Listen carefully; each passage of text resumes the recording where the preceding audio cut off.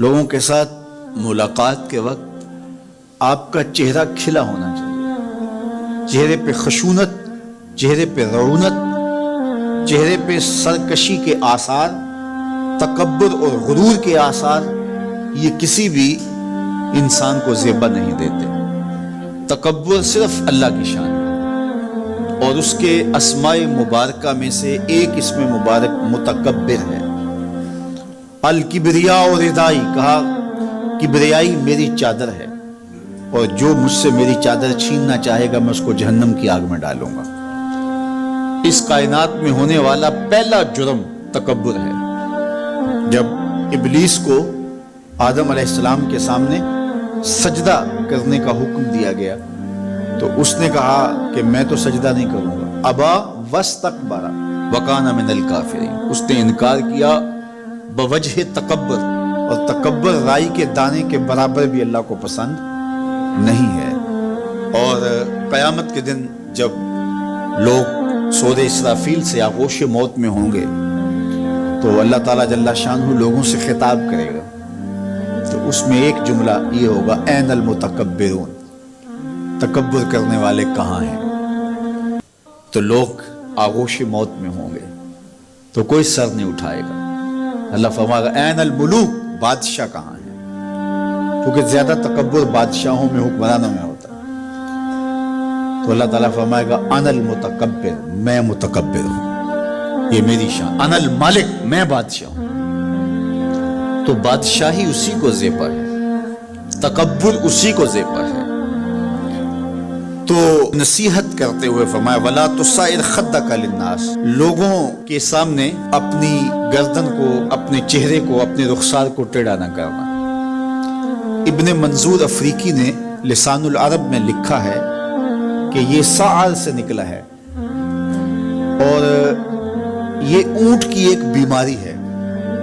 جس طرح بندوں کو لقوہ ہو جاتا ہے، اس کا منہ ٹیڑھا ہو جاتا ہے، تو اونٹ کو ایک بیماری لگتی ہے، تو جب وہ بیماری اس کو لگ جائے تو اس کی گردن ٹیڑھی ہو جاتی۔ تو عرب کے محاورے کے مطابق قرآن نازل ہوا ہے، تو اشارہ کیا کہ جس طرح اونٹ کی گردن ٹیڑھی ہو جاتی ہے تو تکبر کی وجہ سے تمہارا چہرہ بھی ٹیڑھا نہ ہو جائے۔ یہ تمہارا چہرہ اچھا نہیں لگتا، اس پہ خشونت، اس کے اوپر غصہ، اس چہرے کے اوپر جو ہے وہ وحشت اچھی نہیں لگتی، اس چہرے کے اوپر تبسم اور مسکراہٹ اچھا لگتا ہے۔ یہ چہرہ ہنستا ہوا گلاب جیسا ہی اچھا لگتا ہے۔ تو اپنے رخسار کو ٹیڑھا نہ کرو، اپنے لہجوں کو خوبصورت بناؤ، آنے والے سے خندہ پیشانی سے ملو، اور لوگوں کے ساتھ تمہارے رویوں کی خوبصورتی تمہارے چہروں سے دکھائی دے۔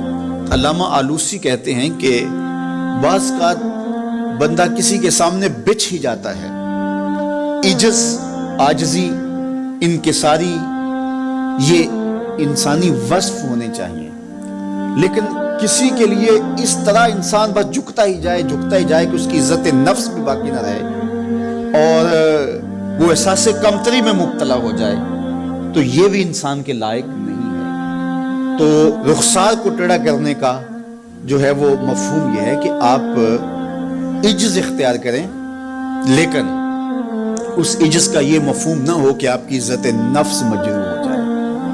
حکام کے سامنے، شہنشاہوں کے سامنے، بادشاہوں کے سامنے کچھ لوگوں کے رویے اس قدر ہوتے ہیں کہ ان کی غلامانہ ذہنیت ان کے عمل سے، ان کے رویوں سے اور ان کے انداز ملاقات سے ٹپکتی ہے۔